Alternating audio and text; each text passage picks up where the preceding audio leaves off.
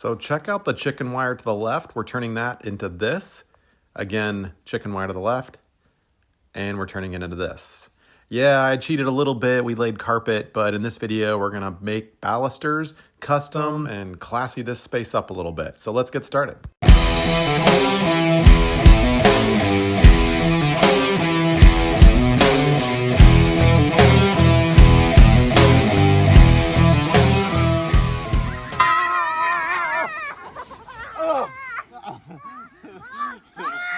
All right, I'm gonna show you how to do this. So I've got that chicken wire cut out and taken down. This is our empty space.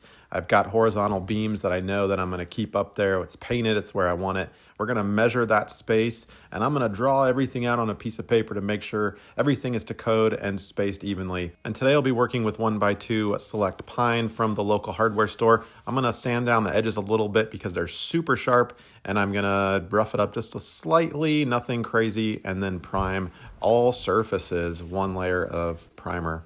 And then I'm gonna be painting 2 layers of paint on all of them. We're going kind of fast here because I respect your time. We're gonna get through this. I'm gonna cut everything down 2 size after it's painted. You can certainly cut it before and then paint everything. And I was pretty confident that I wanted to prime and paint before. And we're gonna drill holes in the 2x4 horizontal beams going left and right. And I'm gonna be drilling just enough for the dowel, wood dowels to fit in there. Put a little bit of glue in, and I'm spacing these out so that everything, the balusters will be 4 inches, slightly less than apart from each other, and that is code. You don't want any wider because you don't want any kids getting their heads stuck in it or slipping through or whatnot. And we're gonna be pounding those in, and then I'm drilling holes on both ends of the 1x2 balusters and making sure that those dowels are seated.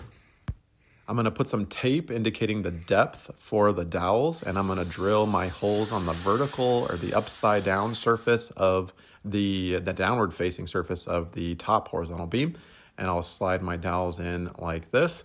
And you wanna make them a little looser versus tighter. You don't want them wobbling too much or anything, although we can correct that later, but we wanna get them kind of oriented like this.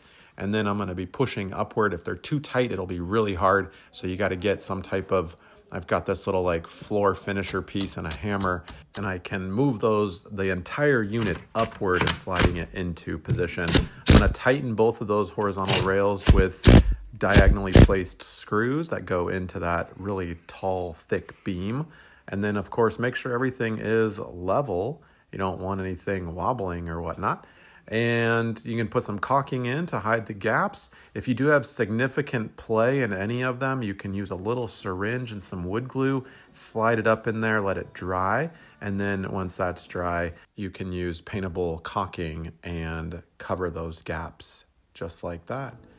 This is my DIY style. I need a new brush, by the way, but it turned out pretty well. I am very happy with this side. It's super secure, 2 code, and looks beautiful. I'm gonna do the same for the other side. Rinse and repeat. If you have any comments or questions, please leave those down below, and I'll try to hit you back as soon as I can.